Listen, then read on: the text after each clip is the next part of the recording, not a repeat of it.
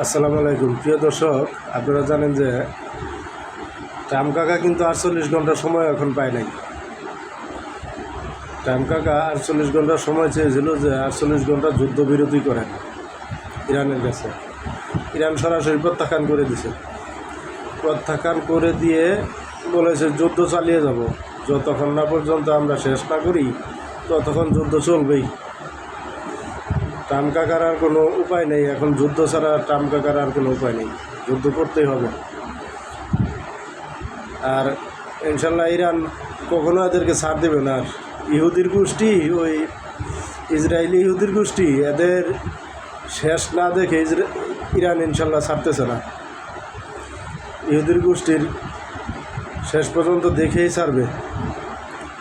আলহামদুলিল্লাহ, আপনারা সবাই ভালো থাকবেন আর ইরানের জন্য দোয়া করতে থাকেন।